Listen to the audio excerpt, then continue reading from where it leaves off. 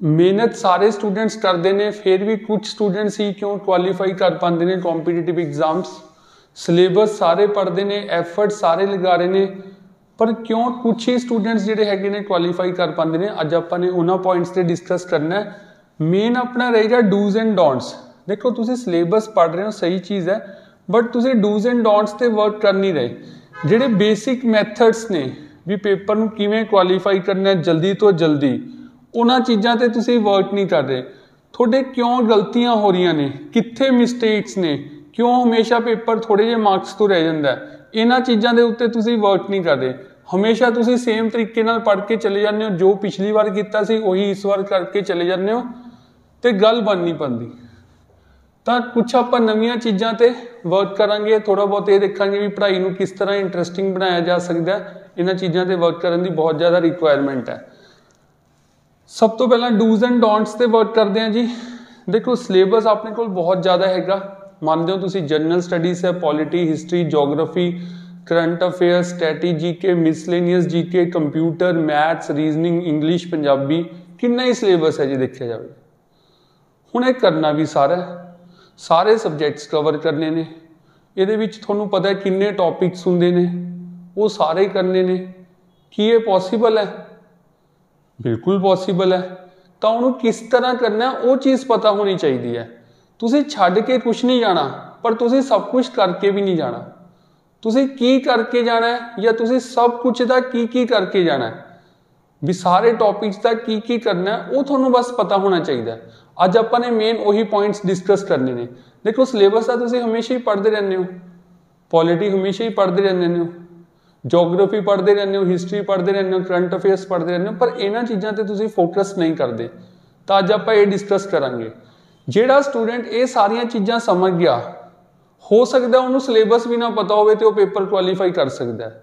ये चीज़ भी पॉसीबल है कि हुण जिहड़े पेपर की तैयारी कर रहा है, उस पेपर का उन्होंने हो सकता पूरा सिलेबस ही ना पता हो, जे उन्होंने ये मैथड्स चंगी तरह पता ने भी how to qualify competitive exams, की ट्रिक्स होंगे ने, की मैथड्स होंगे ने, किहड़ियां चीज़ों पर फोकस करना चाहिए है, तैयारी किवें करनी चाहिए है, जदों पढ़ रहे हो तो पढ़ना किवें चाहिए है, किवें पेपर दे विच रिकॉल हो जाता हुंदा है, पढ़ाई नूं किस तरह इंटरस्टिंग बनाया जा सकता है, की पढ़ना चाहिए, की छड्डना चाहिए, वो चीज़ों पर वर्क करने की बहुत ज़्यादा रिक्वायरमेंट है। तो आपां अज आपां समझते हैं थोड़ा थोड़ा। देखो पहला पॉइंट हैगा मोस्ट रिपीटिड मोस्ट एक्सपैक्टेड, मतलब मोस्ट इंपॉर्टेंट डाटा। तो थोड़े को बहुत सारा डाटा हैगा, डिफरेंट थोड़े को PDF पईयां ने, डिफरेंट सोर्सिस तो डाटा पिया, यूट्यूब चैनल तो वीडियोस ही वीडियोस पईयां ने। पहला तो तुसीं उहनूं सैग्रीगेट करो। देखो हमेशा कहा जाता है इंटैलीजेंट स्टूडेंट किहड़ा हुंदा है, जिहड़ा सब तो वधिया तरीका पढ़न का देखो की हुंदा है। मान लो थोड़े कोल 1 घंटा हैगा पढ़न दे लई, तो जिहड़ा बहुत ही तेज स्टूडेंट हुंदा वो पहला 45 मिनट तो इस चीज़ से लगांदा है कि इस चों मैं याद की रखना है, इस चों मैं पढ़ना की है, उस चीज़ नूं पता लगाने ते लांदा है। सिर्फ 15 मिनट वो पढ़ता है। तो ये चीज़ बहुत इंपॉर्टेंट है। थोड़े सामने जिन्ना भी डाटा हैगा, पहला उस चों इंपॉर्टेंट चीज़ां लभो जिहड़ियां पेपर दे विच आणियां ने, उस चीज़ ते बस फोकस करो, उन्हों याद करो। ये चीज़ सब तो इंपॉर्टेंट है कि हमेशा थोनू यही चीज़ पढ़नी चाहिए है। कदे भी इररिलेवेंट डाटा वाल थोनू फोकस नहीं करना चाहिए। थोनू ये कदे नहीं सोचना चाहिए हो सकता इस बार ये ना आ जाए, हो सकता पेपर बहुत डिफिकल्ट ना आ जाए, हो सकता इस तरह ना हो जाए, हो सकता उस तरह ना हो जाए। देखो जिहड़ी चीज़ हो रही है उस पर तो फोकस कर लो, जिहड़े क्वेश्चंस बार बार रिपीट हो रहे हैं वो तो कर लो पहला, जिहड़ियां चीज़ां अनसर्टेन ने वो तो फोकस करने की कोई रिक्वायरमेंट नहीं है। Least syllabus with maximum efficiency. जे सिलेबस ही घट गया, जे डाटा ही घट गया तो एफिशिएंसी तो बढ़ ही जाएगी। एक तो तुसीं इन्ना कुछ करना है, एक तुसीं करना ही सिर्फ इन्ना है, तो एफिशिएंसी तो बढ़ेगी, जल्दी याद होएगा, ज़्यादा टाइम लिए याद रहेगा, ज़्यादा रिकॉल होएगा, एफिशिएंसी बढ़ेगी। तो ये बहुत इंपॉर्टेंट है जी। सिलेबस कदे भी कंप्लीट नहीं हुंदा, बहुत इंपॉर्टेंट चीज़, नो रिवीजन। देखो हमेशा एक चीज़ याद रखियो, तुसी भी देखे ही होएगा, पिछले 5 साल तो पढ़ रहे हो, 4 साल तो पढ़ रहे हो, 2 साल तो पढ़ रहे हो, सिलेबस कदे कंप्लीट नहीं हुंदा, पेपर हो ही जाते हैं। हमेशा ये चीज़ याद रखनी है कि सिलेबस नाम की कोई चीज़ नहीं होंगी जे ध्यान नाल देखा जाए। तो जिहड़ी भी चीज़ पढ़ रहे हो उन्होंने इस तरह पढ़ो भी तुसीं उन्होंने फस्ट एंड लास्ट टाइम पढ़ रहे हो। ये ना सोचो भी अज समझ लैंदे पहला सारा सिलेबस कंप्लीट कर लैंदे फिर रिवीजन कर लांगे। जिहड़ी भी चीज़ पढ़ रहे हो उन्होंने इस पॉइंट ऑफ व्यू नाल पढ़ो कि अज तो बाद मैं कदे नहीं पढ़नी, मैनू हमेशा लिए ये इन्ना याद रहना चाहिए कि मैनू क्वेश्चनस जिहड़े हैगे ने उत्ते हो जाण। ऑब्जैक्टिव टाइप क्वेश्चनस हुंदे ने, ऑप्शनस देख के मैनू उहदा बेसिक कंसैप्ट याद आ जाए तो मैं इनू सही कर आवां। तो हमेशा ये चीज़ याद रखनी है कि रिवीजन की कोई रिक्वायरमेंट नहीं हुंदी। Focus on simple topics. देखो जिहड़े बेसिक टॉपिक्स ने, सिंपल टॉपिक्स ने, उन्हां ते हमेशा फोकस करीदा हुंदा है। डिफिकल्ट टॉपिक्स वाल नहीं जाईदा हुंदा। मान लो पटवारी का पेपर है तो तुसी एग्रीकल्चर ते ज़्यादा फोकस नहीं करना, तुसी मैंसूरेशन ते बहुत ज़्यादा फोकस नहीं करना, डिटेल्ड करंट अफेयर्स ते बहुत ज़्यादा फोकस नहीं करना। जिहड़ियां सिंपल टॉपिक्स ने, सिंपल चीज़ां ने, सिंपल डाटा, उहनूं चंगी तरह करो।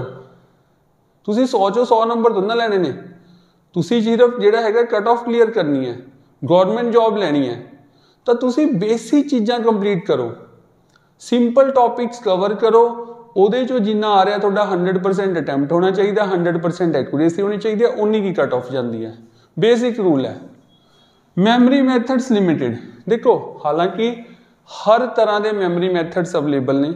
कोई भी डाटा है, चाहे हिस्टरी है, चाहे केमिस्ट्री है, चाहे पॉलिटी है, चाहे जोग्राफी है, हर तरह के डाटा के उत्ते मैमरी मैथड बनाया जा सकता है। उन्होंने आसानी नाल याद करने के तरीके बनाए जा सकते हैं जे तुहानूं मैमरी मैथड्स बनाने आते हैं। बट मैमरी मैथड्स लिमिटेड होने चाहिए ने। जे तुसीं मान लो हुण हिस्टरी के टीचर हो, हिस्टरी तुसीं 6 साल तो पढ़ा रहे हो, या तुहाडा हिस्टरी 'च बहुत ज़्यादा इंटरस्ट है, बहुत सालों तो पढ़ रहे हो, हुण जे तुहानूं मैं उहदा कोई मैमरी मैथड दस्सां, तुसीं कहोगे आ की है, इहदी तां मैनूं रिक्वायरमेंट ही नहीं, मैं की करना है, मैनूं तां वैसे ही पता है। पर जिहड़ा दूजा स्टूडेंट है जिन्होंने हिस्टरी 'च इंटरस्ट नहीं, आउट हुआ वाह एवें भी याद हो सकता सी, मैनूं तां कदे अज तक याद ही नहीं होया, ये तां गल ही बन गई। तो मैमरी मैथड्स लिमिटेड हुंदे ने हमेशा। थोनू जिहड़ा डाटा की रिक्वायरमेंट है भी थोड़े तो ये याद नहीं हो रहा, वो तो तुसीं मैमरी मैथड बना लो। जे थोड़े तो नहीं बन पा रहा तो तुसीं कॉन्टैक्ट कर सकते हो जी, हर तरह का डाटा अवेलेबल हैगा, थोनू मैमरी मैथड मिल जाएगा। तो मैमरी मैथड्स लिमिटेड रखने, ये ना होए तुसीं मैमरी मैथड्स ही इन्ने बना ले कि थोनू उहदे उत्ते मैमरी मैथड बनाने पै रहे ने भी किवें याद रहणगे भी मैं जोग्राफी 'च किहड़े बनाए सी, हिस्टरी किहड़े बनाए सी। तो हर चीज़ नूं याद करन दा मैथड ना बनाया करो भी इनू आपां एवें याद रख लांगे, इनू आपां एवें याद कर लांगे, इनू आपां एवें कर लांगे, बहुत चीज़ां अपने आप भी याद रह जांदियां ने। नैक्सट हैगा जी, देखो इहदे विच की हैगा how to attempt questions that you don't understand. हुण तुसीं जिथों मर्जी, जिन्ना मर्जी, जिवें मर्जी, जदों मर्जी पढ़ लो, हमेशा पेपर दे विच इहो जिहे क्वेश्चनस आने जिहड़े तुहानूं नहीं आंदे होणगे। उस टाइम ते तुहाडे कोल 2 ऑप्शनस हुंदे ने, या तो तुसीं रैंडम तुक्का मारो या तुसीं इंटैलीजेंस गैस मारो। हुण इंटैलीजेंस गैस की हुंदा जी, कुछ नहीं हुंदा, ऑब्जरवेशनस, एक्सपैरीमेंट्स, पास्ट एक्सपीरियंस, उही चीज़ है भी। ज़्यादातर जे टैक्नोलॉजी वाला क्वेश्चन हुंदा तो उहदा आंसर चाइना हुंदा, ज़्यादातर जे पॉलिटी का क्वेश्चन हुंदा तो उहदा जे प्रेजिडेंट हैगा ऑप्शन तो प्रेजिडेंट आंसर हुंदा। तो इस तरह दी अबाउट 50 चीज़ां हैगियां ने जिहड़े आंसरस देखे गए ने भी। इंडिया की स्टेट्स बारे पूछना तो दिल्ली होगा, जे वो नहीं है तो केरला होएगा, गुजरात होएगा, जे इस तरह तो यह होएगा, जे इस तरह तो यह होएगा। पॉसिबिलिटी प्रोबेबिलिटी वध जाती है क्योंकि पहला उस तरह के बहुत सारे क्वेश्चनस आए हुए हैं, तो उसके बेस से थोनों आंसर लगाना चाहिए। तो थोनों प्रीवियस ईयर क्वेश्चन बहुत चंगी तरह पता होने चाहिए या वो 50 मैथड्स पता होने चाहिए ने। Do random study also. देखो काफ़ी सारे स्टूडेंट्स प्लैनिंग इस तरह करते हैं कि अज मैं सारे दिन पॉलिटी पढ़ांगा, कल सारा दिन हिस्टरी पढ़ांगा, फिर जोग्राफी पढ़ूंगा अगले दिन, या फिर पहला 7 दिन मैं पॉलिटी खत्म करांगा, फिर 10 दिन मैं ये खत्म करूँगा, फिर 5 दिन मैं ये खत्म करांगा, फिर ये टैसट दूंगा, फिर ये मतलब वो एक ऑर्डर च चलते हैं।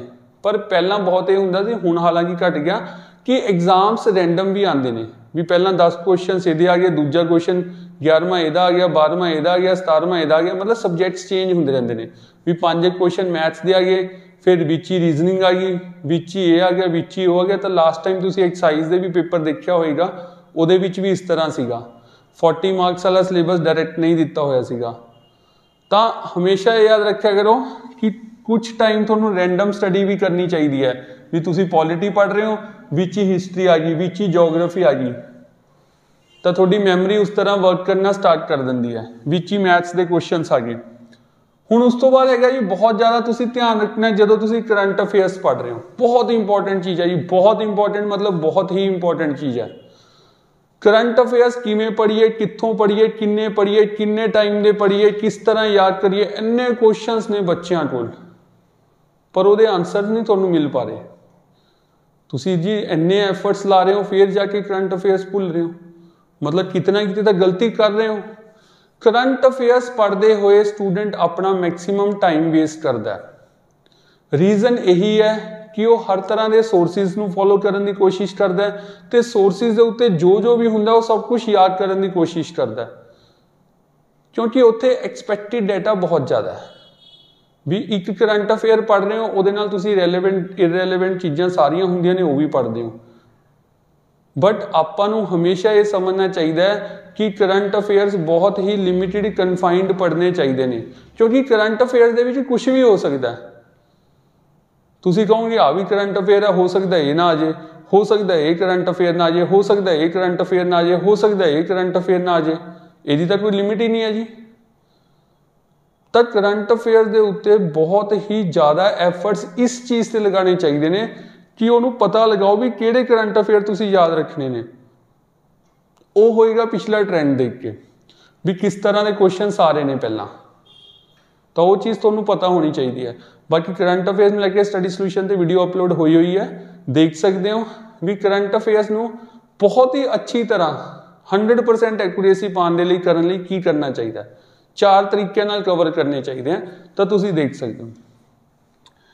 एक्सैप्शंस most important, superlatives first, largest, highest, तो ये भी मैं वही कहना हूं जी, जेड़ा मर्जी सब्जेक्ट पढ़ रहे हो, पॉलिटी पढ़ रहे हो, हिस्टरी पढ़ रहे हो, जोग्राफी पढ़ रहे हो, जिथे एक्सैप्शंस आ गई, पहली बार होया, लास्ट बार होया सीगा, लार्जेस्ट है, सुपरलेटिव्स आ गए, करंट अफेयर्स पढ़ रहे हो, वो डाटा हमेशा इंपॉर्टेंट होंदा है, उहदे ते ज़्यादा फोकस करना होंदा है हमेशा, चाहे जेड़ा मर्जी सब्जेक्ट पढ़ रहे हो, जेड़े मर्जी पेपर की तैयारी कर रहे हो, उस तरह का डाटा हमेशा ही इंपॉर्टेंट होंदा है। हुण आ गया जी बहुत ही इंपॉर्टेंट, मतलब बहुत ही इंपॉर्टेंट चीज़, always think what can be the question. तुसी 2 वर्ड्स पढ़ रहे हो, 2 लाइन्स पढ़ रहे हो, 2 पेजिस पढ़ रहे हो, 2 किताबां पढ़ लियां, वो पढ़ाई उदों खत्म हुई है जदों तुहानूं ये पता लग गया, या वो पढ़ाई उदों खत्म होएगी, या वो चैप्टर उदों खत्म होया मन्निया जाएगा जदों तुहानूं ये पता लग जाऊगा भी उस चों तुहानूं क्वेश्चन की आना है। जेड़े पेपर की तुसी तैयारी कर रहे हो उस पेपर दे विच उस चों तुहानूं क्वेश्चन की आ सकता है। जब तक तुसी अपने आप में क्वेश्चंस नहीं पूछोगे, उहदे आंसर्स नहीं दोगे, फिर तुहाडी पढ़न दा तुहाडा जिहड़ा तरीका है वो सही नहीं है। ये बहुत ही इंपॉर्टेंट चीज़ है। देखो आप एक पैरा पढ़ते हैं, एक पेज पढ़ते हैं, तुहानूं समझ आ जाता है, तुसी सैटिस्फाई हो जाते हो भी यार ये तो समझ आ गया, कई बार याद भी हो जाता है, फिर भी तुसी सैटिस्फाई हो जाते हो भी चल यार समझ भी आ गया तो याद भी हो गया, तो छड़ देंगे हो, अगे चले जाते हो। यही एक बहुत वड्डी गलती है, क्योंकि तुसी मेन स्टैप तक किया ही नहीं। तुसी जिस एग्जाम की प्रैपरेशन कर रहे हो उस एग्जाम के पॉइंट ऑफ व्यू तो सोचा ही नहीं भी यार ये भी तो हो सकता सीगा, भी ये क्वेश्चन इस चों एवें बन सकता है, क्वेश्चन एवें बन सकता है, क्वेश्चन एवें बन सकता है, जे एवें बनया तो ये आंसर होएगा, एवें बनया तो ये आंसर होएगा। लास्ट च ये भी सोचना है भी इस चों most confusing, most complex, complex नहीं कह रहा मैं, मोस्ट कॉम्पलैक्स कह रहा क्वेश्चन की बन सकता है। इस तरह अपना माइंड सैटअप बनाओ। ऑब्वियसली इस तरह पढ़ोगे तो एक टाइम तो जो पढ़ रहे हो, जो नॉर्मल स्टूडेंट उन्होंने 5 मिनट पढ़ रहा थोनू 15 मिनट देने पैणगे, पर नॉर्मल स्टूडेंट अज तो बाद कल फेर दिंदा, 10 दिन बाद फेर रिवाइज करता, पेपर तो 1 दिन पहला फेर रिवाइज करता। तुसी अज तो बाद कदे नहीं पढ़ोगे, ओवरऑल थोड़ा बहुत घट टाइम लगेगा। उस तो बाद है जी डूज दे ऑपोजिट डोंट्स ने, तो ये भी आप वर्क कर लें। ये की हैगा no wastage of time in making notes. Students देखो जी इन्ने वधिया सोर्सिस तो पढ़ रहे हैं, नोट्स चो पढ़ रहे हैं, वो तो बाद अपने नोट्स बनाने च इन्ना टाइम ला रहे हैं। मैक्सीमम टाइम स्टूडेंट्स अपने नोट्स बनाते रहता है। नो डाउट नोट्स बनाने चाहिए ने, पर किन्ने के चाहिए ने वो भी तो पता होना चाहिए।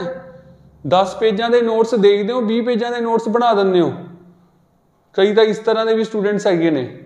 बाकी 10 पेजां के नोट्स देखते हो, उस 5 पेजां के तो सारे स्टूडेंट बनाते हैं, पर एक पेज तो ज़्यादा नहीं बनाने चाहिए। 1/10 होना चाहिए जे तुसी अपने पर्सनल नोट्स बना रहे हो। वैसे तो तुसी इस तरह के सोर्सिस तो पढ़ो जिथे तुहानू नोट्स बनाने ही ना पैण, तां बेनीफिट हुंदा है। तो टाइम बहुत वेस्ट हुंदा है जी नोट्स बनाने दे विच। Never focus on unexpected questions. उही उहदे ओपोजिट है जी, डूज दे ओपोजिट डोंट्स। भी आ भी हो सकता है यार, ये ना हो जाए, यार क्वेश्चन इस चों ना आ जाए, एवें ना हो जाए, उवें ना हो जाए। तो जदों तुसीं ये चीज़ां ते वर्क करोगे तो डाटा इंक्रीज हो ही जाएगा, ਉਹਦੀ कोई लिमिट नहीं है। उते फोकस करने का कोई बेनीफिट नहीं है, क्योंकि हो तो कुछ भी सकता है। जो हो रहा है उते फोकस करो। Don't do a lot of practice. Test देखो जी, वैसे सुनिया होगा बहुत प्रैक्टिस करो, बहुत टेस्ट दो, बट पंजाब गवर्नमेंट एग्जाम्स दे विच ये चीज़ नहीं चलती। फिर रिपीट कर रहे हैं, पंजाब गवर्नमेंट एग्जाम्स ਜਿਹੜੇ PSSB ਦੇ एग्जाम्स ने, PPSC ਦੇ एग्जाम्स ने, ਉਹਨਾਂ ਦੀ ਗੱਲਾਂ ਕਰ ਰਹੇ ਹਾਂ। ਹਾਂ ਜੇ ਤੁਸੀਂ SSC ਦੀ ਪ੍ਰੈਪਰੇਸ਼ਨ ਕਰ ਰਹੇ ਹੋ, ਬੈਂਕਿੰਗ ਦੀ ਪ੍ਰੈਪਰੇਸ਼ਨ ਕਰ ਰਹੇ ਹੋ, ਉੱਥੇ ਤਾਂ ਤੁਸੀਂ ਜਿੰਨੀ ਪ੍ਰੈਕਟਿਸ ਕਰ ਰਹੇ ਹੋ ਉਨੀ ਘੱਟ ਹੈ। ਜੇ 100 ਟੈਸਟ ਵੀ ਦੇ ਰਹੇ ਹੋ ਤਾਂ ਵੀ ਘੱਟ ਨੇ, ਉਹ ਲਿਮਿਟਲੈਸ ਹੈ। ਬਟ ਪੰਜਾਬ ਦੇ ਵਿੱਚ ਤੁਹਾਨੂੰ ਪ੍ਰੈਕਟਿਸ ਦੀ ਰਿਕੁਆਇਰਮੈਂਟ ਨਹੀਂ ਹੈ, ਬਹੁਤ ਸਾਰੇ ਟੈਸਟ ਦੇਣ ਦੀ ਰਿਕੁਆਇਰਮੈਂਟ ਨਹੀਂ ਹੈ। ਉਹਦੇ ਪ੍ਰੋਪਰ ਰੀਜ਼ਨਸ ਦੱਸੇ ਹੋਏ ਆ ਜੀ। ਸਟੱਡੀ ਸੋਲੂਸ਼ਨ ਦੇ ਉੱਤੇ ਵੀਡੀਓ ਪਈ ਹੈ ਵੀ ਟੈਸਟ ਸੀਰੀਜ਼ ਬਹੁਤ ਜ਼ਿਆਦਾ ਦੇਣ ਦੀ ਰਿਕੁਆਇਰਮੈਂਟ ਕਿਉਂ ਨਹੀਂ ਹੁੰਦੀ। ਥੋੜਾ ਜਿਹਾ ਆਪਾਂ ਫੇਰ ਡਿਸਕਸ ਕਰ ਲੈਂਦੇ ਹਾਂ ਉਰੇ। ਦੇਖੋ ਟੈਸਟ ਹਮੇਸ਼ਾ ਸਟੂਡੈਂਟ ਕਿਉਂ ਦਿੰਦਾ ਹੈ?